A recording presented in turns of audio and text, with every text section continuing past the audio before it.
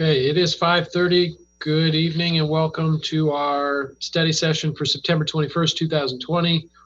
We are here. We have two study session items. We'll take them in order, starting with the first with regards to the City Council strategic plan and mid-cycle updates. Who would like to start? Drew, do we have a presentation? Yeah, Denise is going to run through the presentation. Denise, I see you. Hi. Wow, you just appeared. That was awesome. Thanks for having me, and I will put the PowerPoint on. Okay. Oh, by the way, before we start on that, can we just call roll so that we know everybody's here? I'm here. Mr. Mayor, I'll stipulate for the record that all 5 council members are here. Thank you so much. Great. Thank you so much. Good evening, Mayor and council members. My name is Denise J. Garcia, and I'm the Management Fellow in the City Manager's Office. And I'm here to present to you all the Strategic Plan Mid-Cycle Review. Before we review the strategic plan from fiscal year 2019 to 2020 and this current fiscal year 2020 to 2021, I want to share with you all a brief timeline of the City Council goal setting process. The City Council goal setting process includes a 3-step deliberation process between January and March when the final strategic plan was adopted. As an update to the process, staff is providing a mid-cycle review to provide updates on the status of the strategic plan from both fiscal years 2019 to 2020 and 2020 to 2021, and to discuss unforeseen new initiatives. The mid-cycle review for this year is especially critical due to the impacts on the city and staff resources as a result of the COVID-19 public health emergency. For the review, this presentation will highlight priorities with planned deliverables that are currently delayed or on hold. These items are also highlighted in yellow on the attachments included in the agenda report. Many of the work plan items remained on track and were successfully executed for fiscal year 2019 to 2020. The objectives that had work plan items delayed are listed here. All of these items were delayed as a result of COVID-19. The library space master plan construction was halted along with all non-residential construction for many months. The general plan community outreach was suspended at the time, and the focus of the general plan effort shifted to other aspects of the update. The work on prioritizing infrastructure plans and reviewing development impact fees was delayed a few months as staff resources were devoted to other efforts. Both of these are now back on track. And the review of existing infrastructure plans is actually the next item on the agenda for this meeting. As a result of COVID, several of the work plan items associated with the City Council adopted objectives for this current fiscal year are either modified, delayed, or recommended to be deferred. We have 3 objectives that fell in the modified implementation section. The first objective is to evaluate a street closure in the downtown B Street. Downtown street closures are currently being piloted as part of the COVID-19 temporary outdoor dining program. That part of the work plan is certainly on track, although not in a way anyone would have expected. However, part of the work plan included working with Special Events Task Force to evaluate the city's existing events. This work has been put on pause due to COVID-19 since most city events have had to be canceled, and it's unknown what adjustments will need to be made in the future as part of the long-lasting implications of the pandemic. The second objective is to update the general plan. The general plan effort is on track, and the schedule and outreach plan have been adjusted to account COVID and limit the potential for completing unnecessary work prior to the November election, when future land use parameters may be clarified depending on the results of the election. The last objective is to enhance the customer experience downtown and other commercial districts. The initial work plan proposed to bring the cleaning services in-house, but this has been put on hold due to budget constraints. Instead, the focus of this objective has been on creating outdoor dining options throughout the city. We have 4 objectives that fell into the delayed implementation section. The first objective is to implement the library master plan. The plan was to complete design enhancements of the Marina and Hillsdale branches, add new shelving, and combine desk services to improve access and overall customer services. However, implementation of these work plan items may be delayed due to COVID. Staff is determining whether or not it makes sense to move forward with the construction projects at this time. The remaining 3 objectives, which are all in the Public Works Department, are delayed due to a lack of staff resources available for implementation due to vacancies and retirements. Lastly, 3 objectives fell into the staff recommended deferment section. It is important to note that staff is also requesting council to switch the priority level from A to B on these objectives. These 3 items have all been majorly impacted by COVID. The first objective is to explore options to discourage commercial vacancies. This item came up in response to some property owners that were holding back their properties in a hot real estate market. And now, due to COVID, vacancies are surging and new tenants are hard to find. The second objective is to explore the establishment of PBIDs. This would involve discussing new assessments on commercial properties. Given the fact that many property owners are dealing with deferred or reduced rents and increasing vacancies, staff does not believe it is prudent to initiate these conversations at this time. The last objective is to evaluate downtown parking and transit incentive programs for employees. Research on parking demand and supply in downtown was put on pause due to reduced parking demand related to COVID-19 from increased teleworking.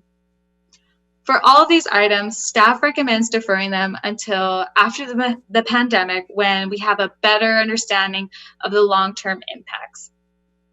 This concludes the review of both strategic plans, and now we will present on new work items for fiscal year 2020 to 2021. Several major work items have arisen since March that were not anticipated pre-COVID. Many of these initiatives either represent a pivot in the work plan for an existing council objective, or they are entirely new items requiring extensive staff resources. It's important to note that staff does recommend adding these items to the strategic plan for fiscal year 2020 to 21, either as revised work plan items for existing initiatives or as new objectives. The first one that I'd like to share is the outdoor dining, parklets, and street closures. This item would be a revision to the work plan for existing objectives related to the street closures and enhancing the customer experience downtown. The second is Safe Streets Neighborhood street closures, which allows for safe outdoor recreating. The third is police real talk forums and council study sessions. The fourth is Parks and Recreation special COVID programming, which includes summer camp and school year programs.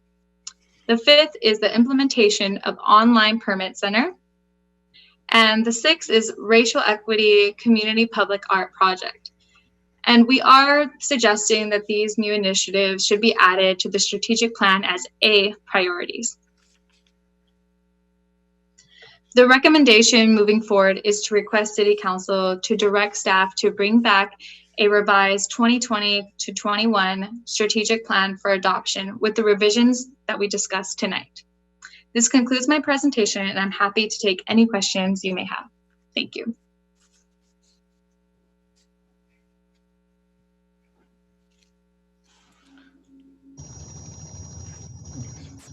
Any questions? Go ahead, Eric. Thank you. Just a quick question on the general plan. can you share, I don't know if you have this information, Denise, or if Drew might be a better source for it, but what the new timeline is and approximately like how many months have been pushed off due to this COVID situation? And is it growing, or is it pretty much, has it been pushed off enough already, so we're on like a new timeline? Any more information on that would be appreciated. So I'll start, and then Christina maybe can jump in to provide some additional details. So I think obviously COVID has delayed things, but also the two ballot measures have also made it such that it didn't make sense to continue to invest resources into updating the general plan until we know the outcome of the election.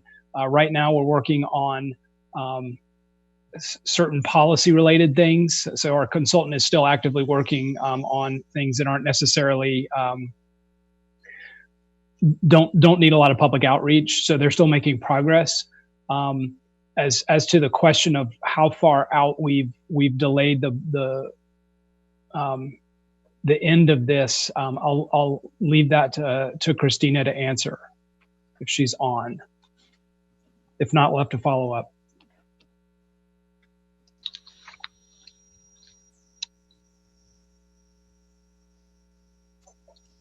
So it doesn't look like she's on. So I'll have to follow up with that, and I'll send something to all of council. No worries. Thank you. That's all the questions I had, Mayor. Thanks.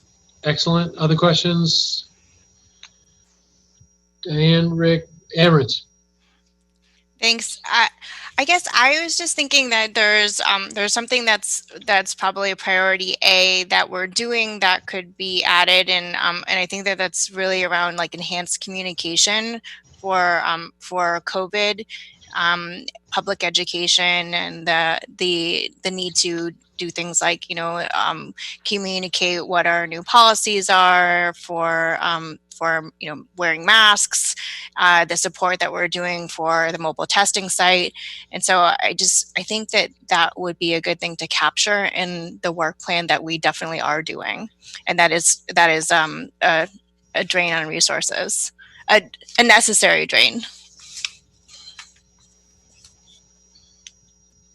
Okay. Good comment. Any other hands? Diane, Rick? Let's go to public comment. Public comment. Any member of the public wishing to raise their hand in the chat, let us know if you would like to make public comment at this time. Seeing no public comment on this item, I'm going to close the public comment period, bring it back to the council for any final comments on this mid-cycle update. Anybody want to make some comments? I could, Mr. Mayor. Yes, Rick.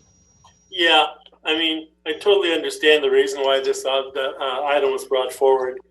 We have had some important things that just kind of happened to us that we have to deal with, and it's taken a lot of our staff's time, which would have otherwise been spent on these items that we decided upon at our goal setting last in January. So, I mean, to the extent that I realize this necessity, I totally approve of these changes.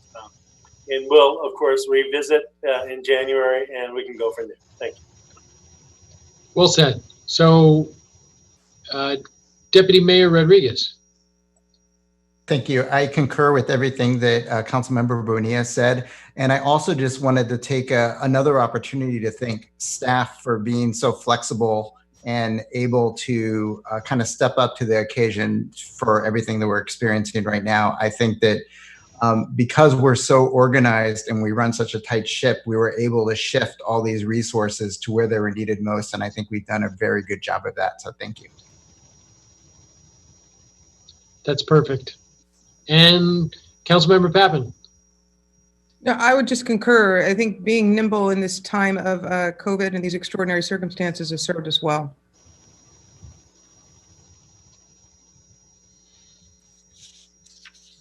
Couldn't say it better. So that wraps this up, and I think what you're asking for at this point is some direction to staff to bring back a revised strategic plan for adoption, and that is what we have said. I don't think we need a formal vote. Thank you so much, Denise, for the presentation. Yeah, of course. Thank you. Moving on, we have one more item on our study session. That's the master plan consolidation. For that presentation, I'm also presenting, so just give me a moment. I'm looking right at you. Share your screen again. Give us the other presentation. We're very excited.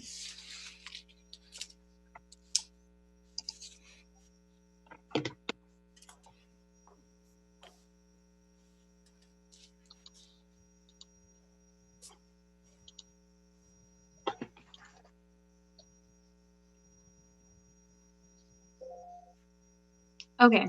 Can you see the presentation? Yes. Perfect. I'm going to set it up. Cool.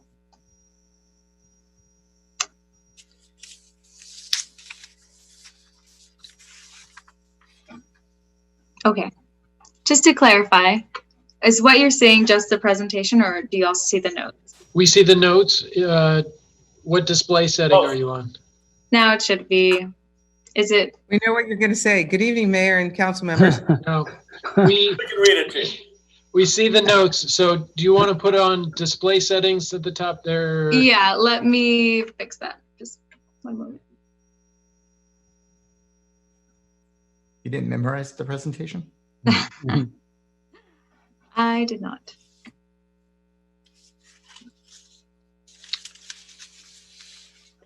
Eric is hoping that the next candidate Zoom that he's on, or the next candidate forum is going to be on Zoom.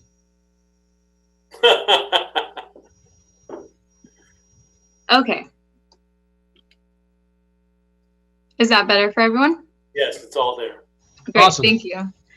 So good evening again. I'm here to present now the Master Plan Consolidation Preliminary Review. The Master Plan Consolidation Council objective came out of the City Council goal setting process back in January 2019, when Council discussed wanting to prioritize existing master plans. The proposed work plan for this objective was to organize a comprehensive list of projects from existing master plans for Council to conduct a side-by-side review and prioritize all projects proposed within each master plan. To do so, staff proceeded with the following framework of organize, review, and assess. To organize, staff developed a summary table that includes all existing infrastructure plans to cross-compare. Staff also developed a summary of each master plan to understand intended goals and overview of each plan. And both of these items are included in the agenda report. The review section was for various department staff to review entries in the summary table to ensure accuracy and consistency among all the different plans. And the assess section was to assess the framework used for the master plan prioritization and identified various challenges and ways to improve the prioritization process.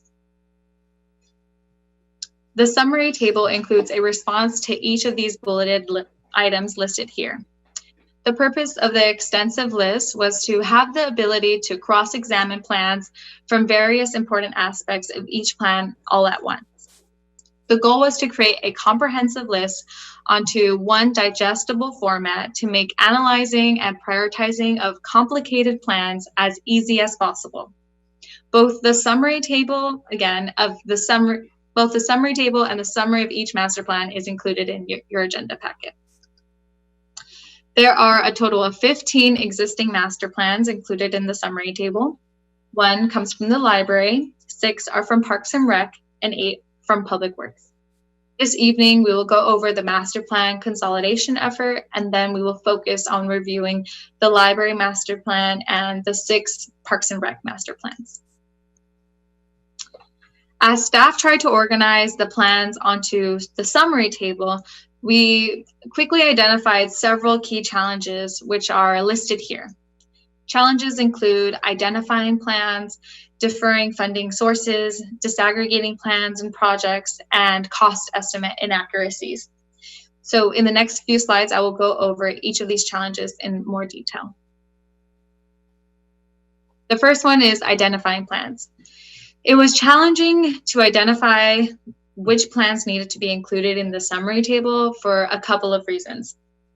The first is staff decided that the summary table would only include adopted infrastructure plans, since the purpose of this effort is to prioritize capital expenditures. For example, staff chose not to include the climate action plan or plans that were not formally adopted to this summary table. The climate action plan is not considered a master plan. It is a series of mitigation measures, many of which are policy related, which can't be compared against capital projects. Another example is the Sustainable Streets Plan, which was not included because it was never actually adopted, and many of the projects it recommends are now included in the adopted infrastructure master plans of the pedestrian master plan and the bicycle plan. Another challenge is that some of the plans overlay with other plans, making it difficult to isolate projects within plans from each other. So for example, the pedestrian master plan and the bicycle master plan overlay on multiple projects. Public Works has plans in the future to combine them into one mobility plan, but that has not occurred just yet. The final challenge is that some plans that were adopted are now outdated or are no longer relevant. An example of this is the Courtyard Master Plan, which is envisioned the courtyard being relocated to the wastewater treatment plant.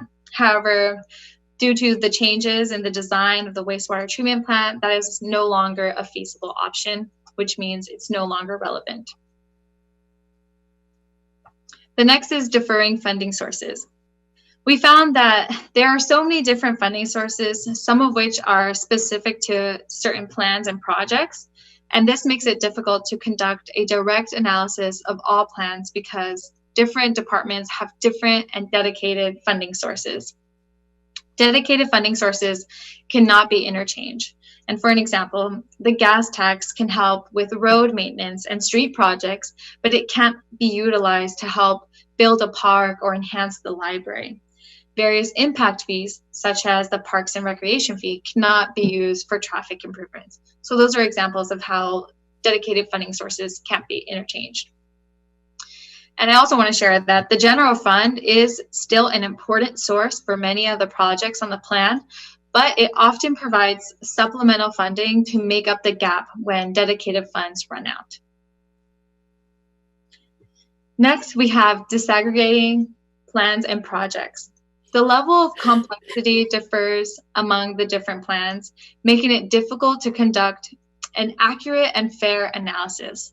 For example, the pedestrian master plan has lots of small projects at hundreds of different streets and intersections. Listing all these projects creates an unwieldy master plan summary document, and some of the small projects do not have the same level of detail used in the summary table. We ran into the same challenge when we tried to separate various projects from the bicycle plan, where full details were not included for the lower priority projects. For some plans, the improvements are only likely to be implemented if there is construction adjacent to the location, such as a new development project or if the street is slated for repavement.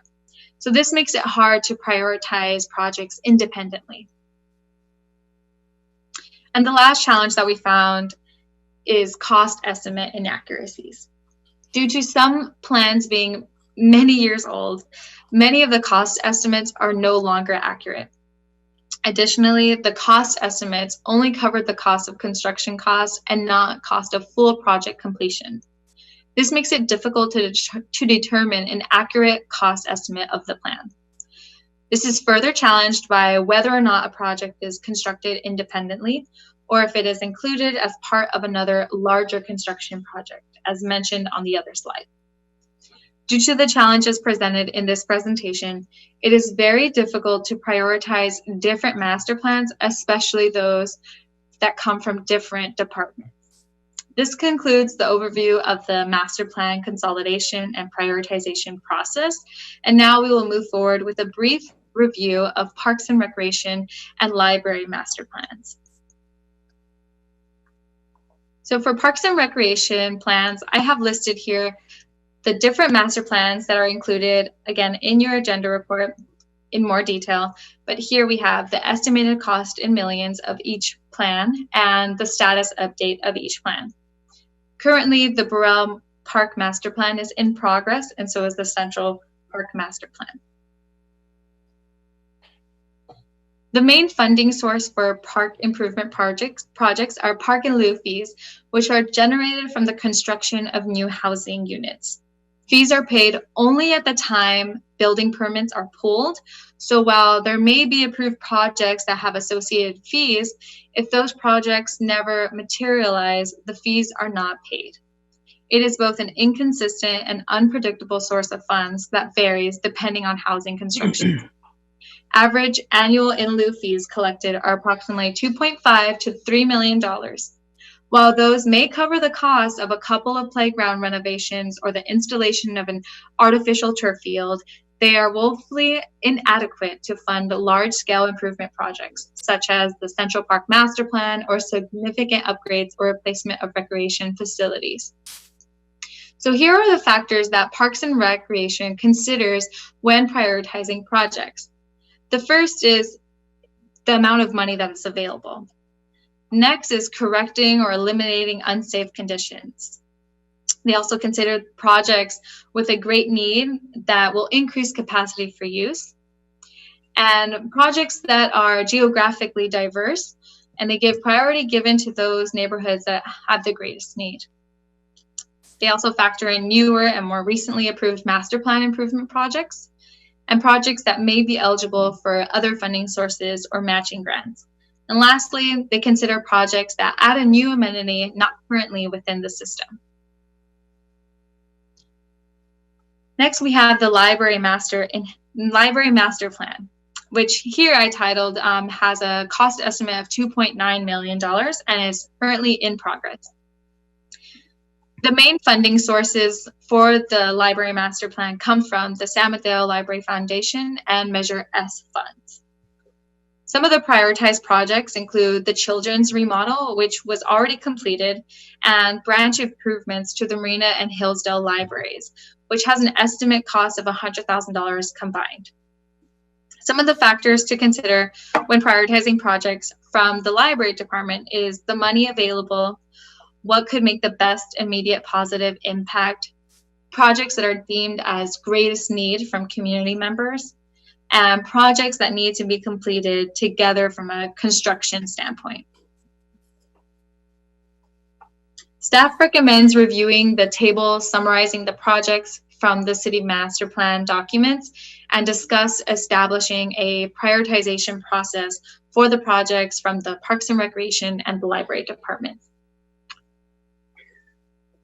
And before Denise proceeds to show the master plan summary, I just wanted to chime in on the Parks and Recreation. As Denise noted, you know, the source of funding for those projects comes pretty much solely from the in lieu fees that are collected. And right now, we're using those in lieu fees to do citywide play area upgrades, which Denise had mentioned, and those are expensive to do, but are necessary to keep our playgrounds safe and usable. We also have prioritized other community priorities for this funding, such as the synthetic turf field conversions, which have been very popular. And then finally, we've been programming some money for the Central Park Master Plan project. So, you know, between those three things, there's more demand for those in lieu fees than we actually have of in lieu fees. So one of the questions that we'd like for council to consider tonight is that the right prioritization of those funds right now is to continue with the play area upgrades, continue on high priority community amenities like synthetic turf fields, and then utilize whatever remaining funding is available to continue to make progress on the Central Park Master Plan, or in light of the other master plans that are out there, if council has interest in us shifting those priorities. As it relates to the library is a little more contained because it's one consolidated master plan, and they have made some progress on it. But for that one, it's really looking at the projects that have not been funded as of yet, and just affirming the prioritization of those projects as well. And then we will follow with another separate study session later in the calendar year that covers I think 8 public works master plans. So this one tonight is just predominantly focused, the detail level is focused on Parks and Recreation and the library. And with that, I'll turn things back over to you, Denise. Thank you, Drew. So if it's okay, I would like to share the Parks and Recreation summary table, just so that we can have an overview of all the different master plans and the details of each project within the master plans. So,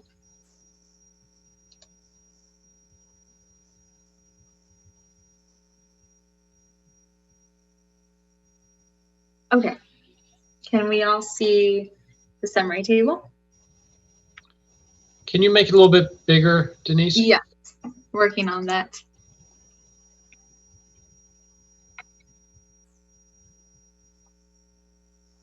Is that helpful? Yes, and the column that has the amount of money that each project costs, can you make that smaller? Unfortunately, no. Okay, we'll work on that. We'll work on that. That must be a different button. Questions from the council? I'm just wondering, if I may, the reasoning behind Park and Rec's priorities are basically to keep things going, and then the Central Park Master Plan. Do I have that right? When you say reasoning, are you, I think they just want to bring it to us so that they're executing the will of the council. That's correct, and I'll address that a little bit. I think yes, the play area upgrades is, to keep our heavily used facilities in good working condition and safe working condition. The other thing that's in there that's included is, if other things come up that other community priorities come up that are not master plan related, such as the synthetic turf field conversions, and those have been a good example of projects that are expensive endeavors but have pretty significant community benefit and have been well liked by the community. And I think Sheila can correct me if I'm wrong. There's 3 others on the list for consideration of conversion, in addition to the other things on the plan. So yes, we're looking for affirmation that as we program out the capital program for the Parks and Recreation projects, that continuing to fund the play area upgrades, continuing to consider community amenities like synthetic turf field conversions, and then continuing to fund as we can the Central Park Master Plan is the will of the council. And if that's the case, these other master plans, will just continue to be plans.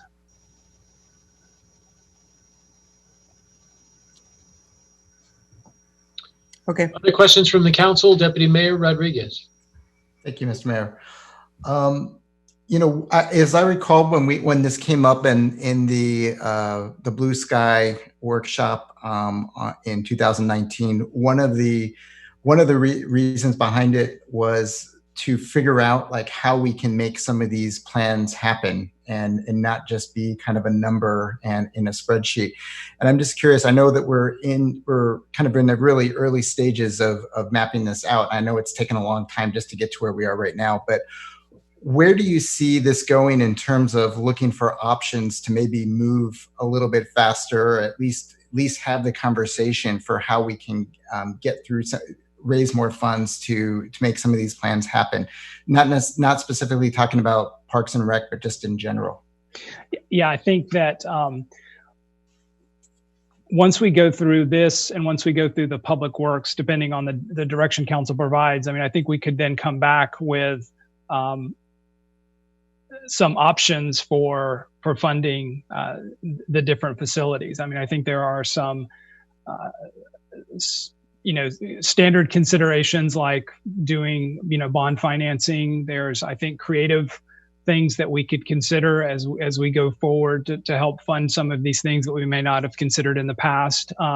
And I think depending on where the council wants to go with this, that would be sort of the third step in this. Step one is tonight. Step two will be the public works, and then step three will be, depending on what the discussion is and direction from council, to come back with, okay, how do we move the needle on funding these? Great, thank you. Any questions? Councilmember Pavan. Yeah, thank you. So in focusing on where the money comes from, I guess I'm wondering if we haven't considered a game plan for raising the funds. And that could be any number of things. It could be, like we've talked about, the private sector. It could be grant money. Is there a program whereby we're doing nothing but applying for grants for various projects? I know Public Works does quite a bit, but I'm not familiar. Maybe Sheila, you can tell us whether that comes into play with respect to some of your plans. Library is a little different because they have a foundation that they, go out and do raise money for. But I don't know how we could do that with Park and Rec. So maybe you could, if we don't have a plan, maybe that's something we add to this, the plan to raise the money for the plan. You know what I'm saying?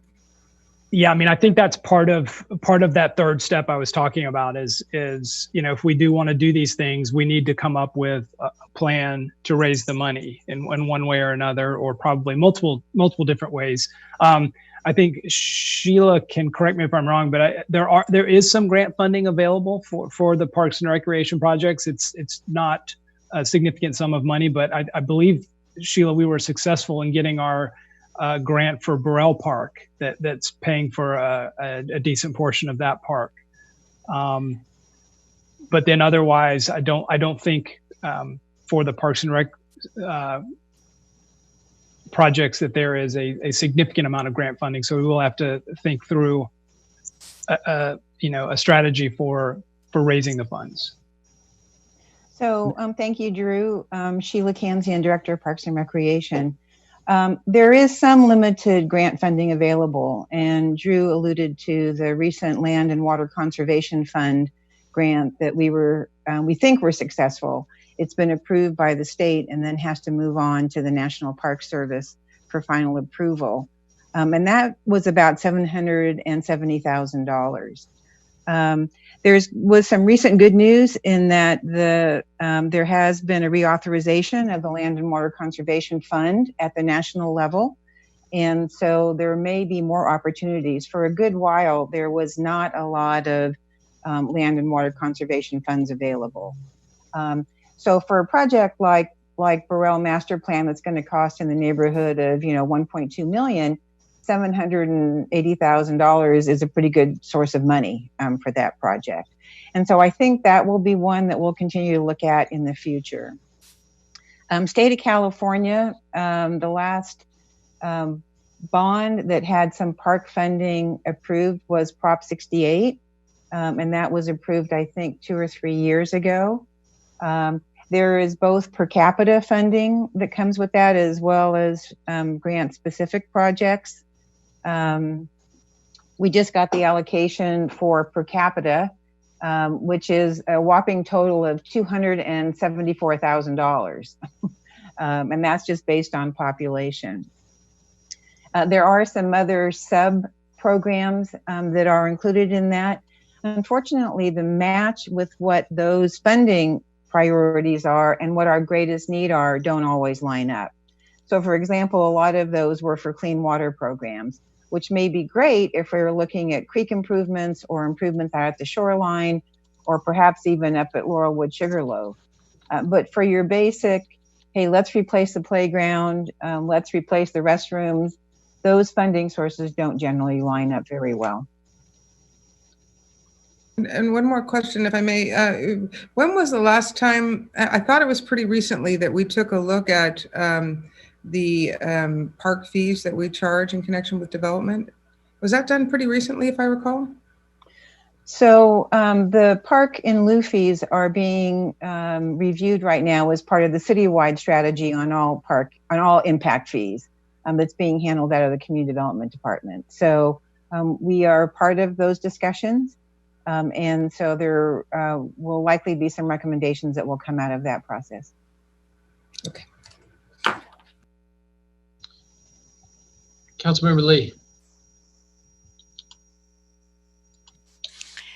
Good to see you, Sheila. I was wondering about sort of some of the trade-offs between the turf projects and the facilities master plan, which Councilmember Pep and I both served on, and I know that we have so many facility needs, and when I think about the emergency preparedness aspect of of thinking about our facilities, our recreation facilities actually serving as shelters in the case of an emergency, it seems like this area could maybe be a higher priority potentially than something like turf fields when we're overlaying the consideration of health and safety. And so I appreciate the criteria that you're looking at in terms of worst first and safety. And I was wondering, do you feel like given what we know now with COVID and the reality of some of our emergency preparedness priorities surfacing in a much more concrete way than I think they ever have, do you think that we should be taking another look at the facilities master plan? And then furthermore, another justification for doing facilities master plan that that surfaced for me when in that process was that we have some underutilized programming space that could support more cost neutral or better cost recovery models. And so I'm wondering, just from a financial perspective, even though it would be a huge upfront cost, do you think in the long run that would be a consideration as well? So a couple things. One is that it's always hard to figure out when you have a lot of priorities, what are the most important priorities. I think certainly for us, just to address the recreation facility strategic plan, when we started that process almost 5 years ago, we were mentioning that all of our facilities, with the exception of one, were going on 50 years old.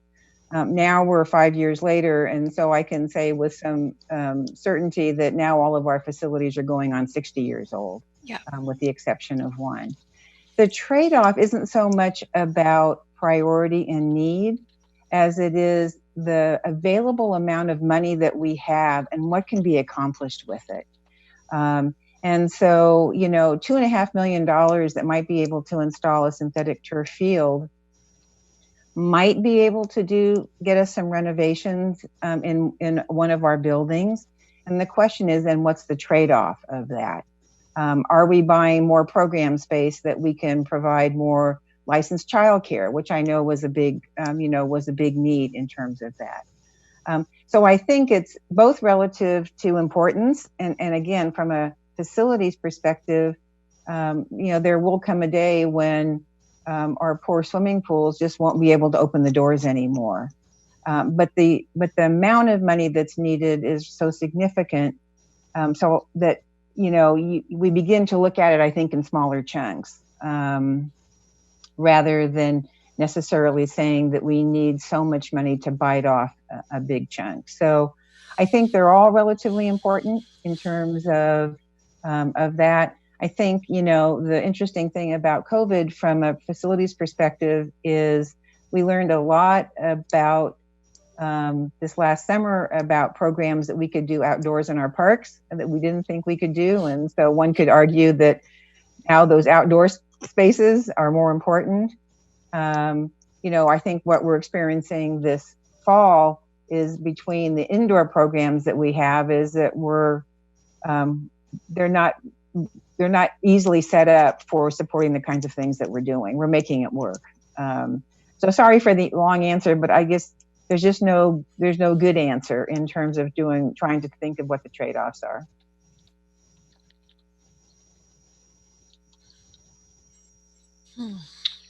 Anyone else before we go to public comment? I see we have nine attendees. No, Please raise your hand if you have public comment. Rick, if you want to talk, if you have a question. Okay. Then I will go to Vanessa.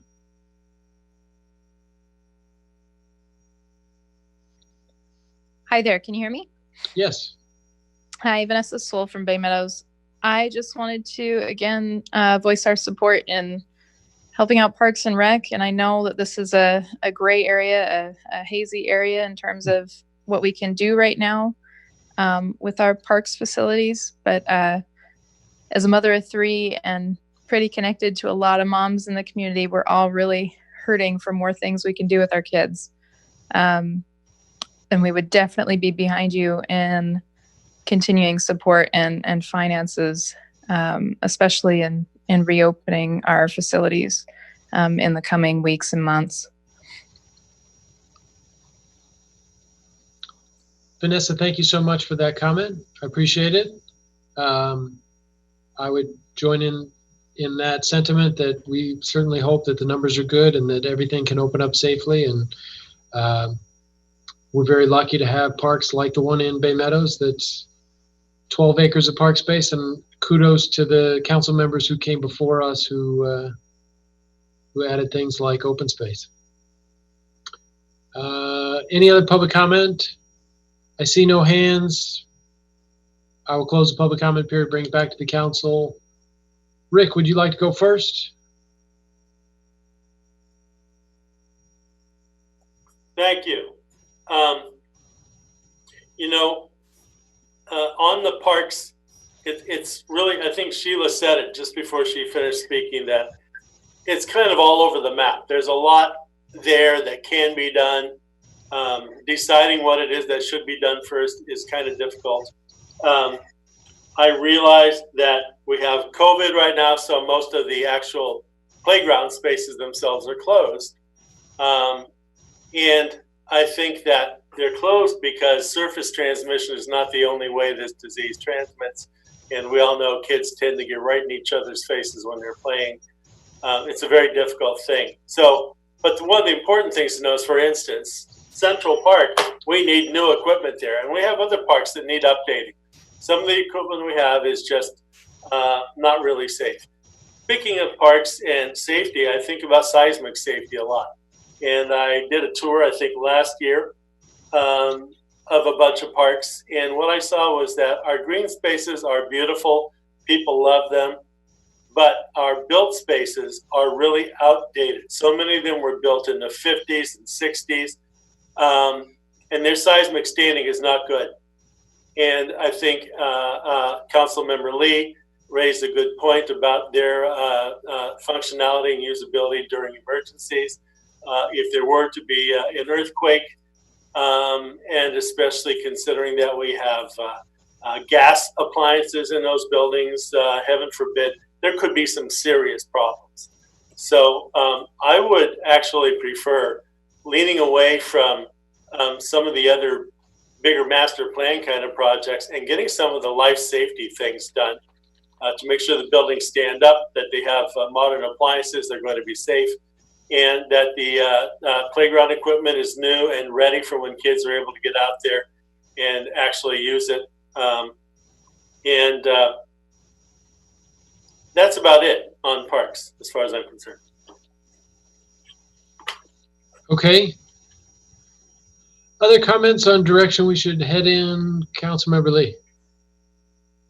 Well, I have to admit that I'm a little bit biased coming from Parks and Rec Commission, and also working on the facilities strategic plan, and I do see a great need and a lot of potential to think big, and as constrained as we are in capacity and where we are, and from an economic standpoint, I think it's really I want to be realistic, but I think that the idea of us only ever biting off $2 million a year to do what we actually need to do, what the community needs us to do, is insufficient, and that's not a plan. What the plan needs to be is to match our community need with the resources. And so, when we were going through the facilities strategic planning process, and at the 11th hour through the second round of that strategic planning process, the other idea of, maybe we can retire this one branch of the library and consolidate and have a combined facilities with library space and facilities. I just think that there's a lot more innovation potential. And when we figure out what our built space needs are, the outdoor space concepts come along with that. And I'm thinking about Measure T, and and how big our school districts are thinking in terms of upgrading their facilities.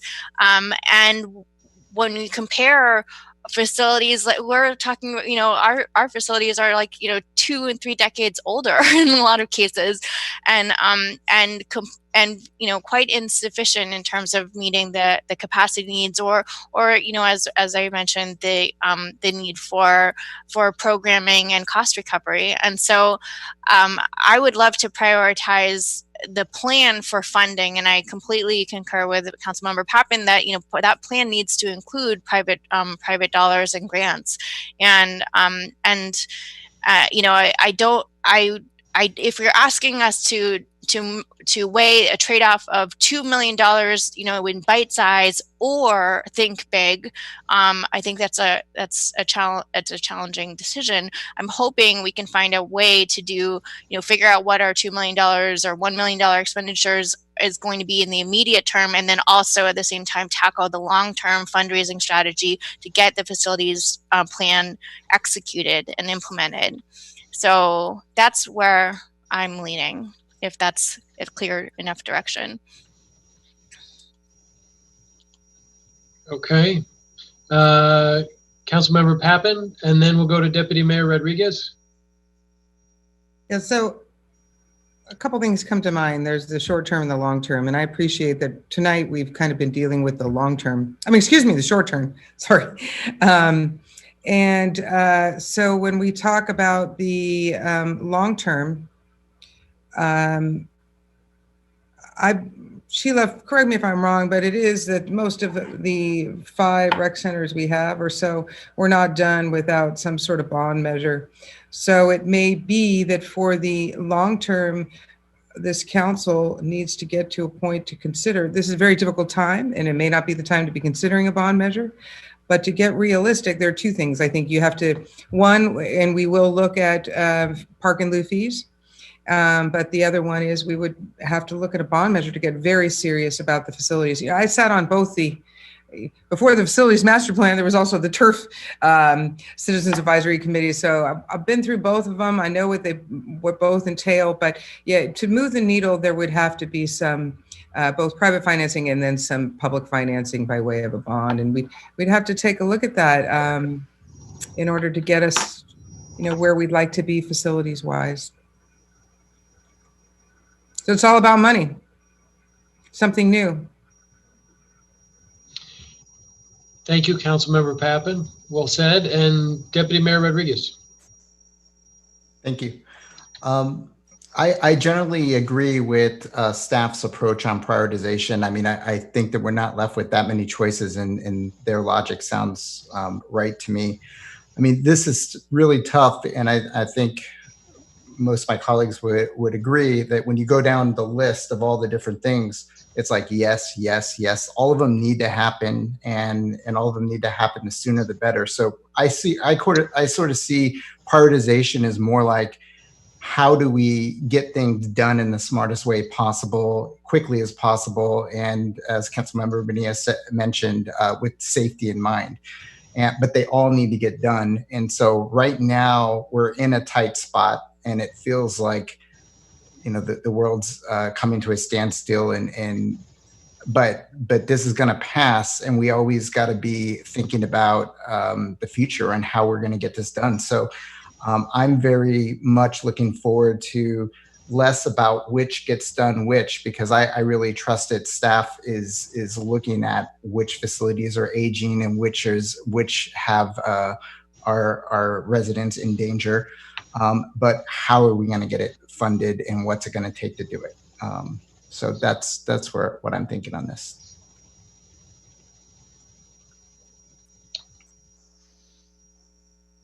Anybody else, or is it my turn a little bit here? So I think that the deputy mayor said it really well, that all of these things are important and they all need to get done. We're starting out from a place where a significant portion of our budget already is basically being borrowed to pay off our unfunded pension liability. I think we need a big reality check on our financial situation as a city, because these are important priorities. And so it takes such an extraordinary amount of money to improve our facilities.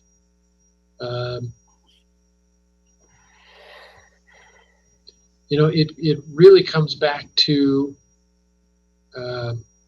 how our revenue is generated.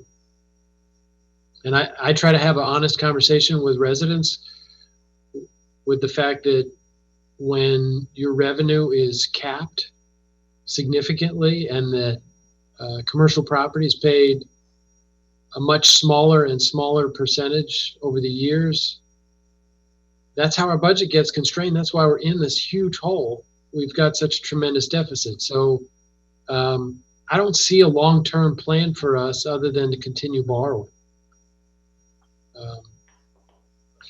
I know this isn't what people want to hear during a study session where we're just trying to talk about our priorities, but if we want to be serious and honest about why we can't afford to pay these things, it's because our revenue's going down. It's not pacing inflation.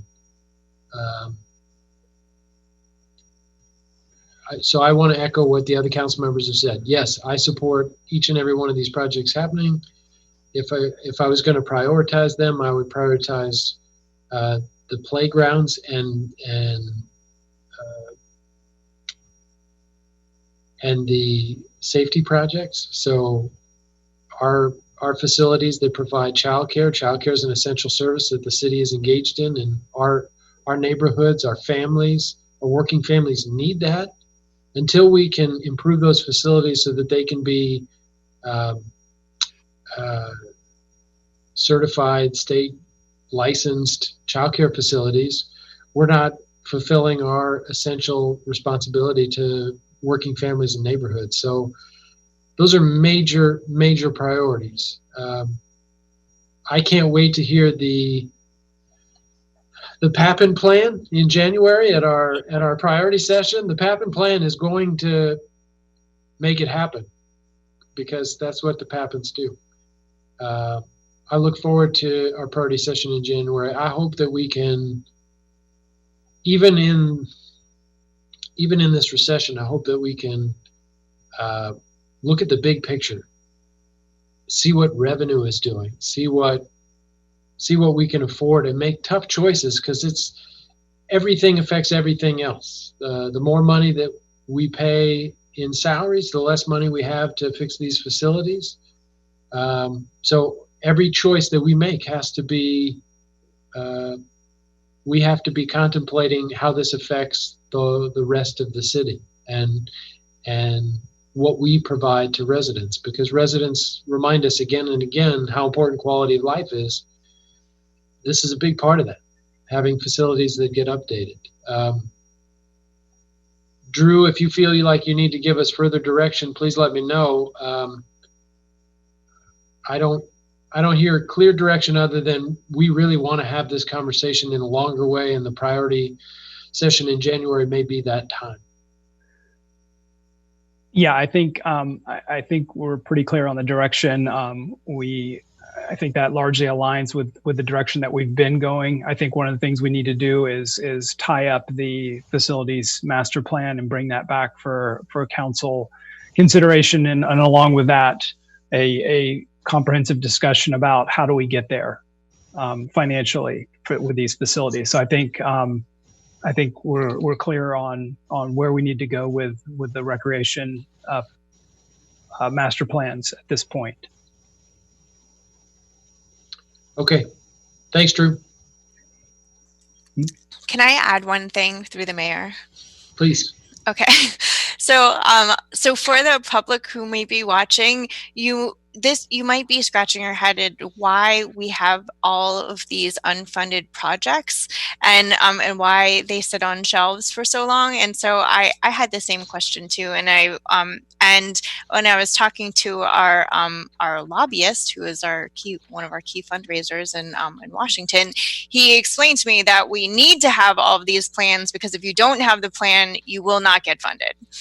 So just for whoever's out there wondering, if we're just spinning our wheels unnecessarily, that's actually not the case. The plans are necessary to do any work. So I think that that's just an important point to be made, to put it in context, to put this conversation in context. Mr. Mayor, can I add one more thing to that? Sure, Rick. So when I was in Washington and with our lobbyists and we were speaking with congressional representatives, one of the first things one of them said was, okay, well, where's your money? So two important things. We have to have the plan, and at some point we have to have some seed money to get things going. They don't want to just give money to people that haven't demonstrated any financial commitment. So that's also, and so, we've tightened our belt as much as we can. We're looking for ways to make improvements. It's a huge situation. So we do value the parks very dearly. Believe me, we're trying just to drive home the point. 3 very specific projects that sat on a shelf for years and years until we had the money. Grade separations, the 92 El Camino interchange. Tom Lantos got the funding for the 92 El Camino interchange, and that still sat on a shelf until we had the money to make it actually happen, which we had to get from the TA and from all these different sources. So these are hundreds of millions of dollars that we're able to make use of because we have a plan that goes in. The grade separations, 92 El Camino interchange, and the North Shore View levee. So the North Shore View levee that we just broke ground on, that will take them out of the flood zone, that will save those 1,900 units, $6 million a year, $6 million every year, something like that. Larry Patterson and I were in the neighborhood trying to sell that project 8 or 9 years ago. So it takes time sometimes, but we get it done. And having these plans and prioritizing them is what gets us there. So well said. We have 27 minutes until our regularly scheduled meeting, so I will see you all at 7 o'clock. Thank you.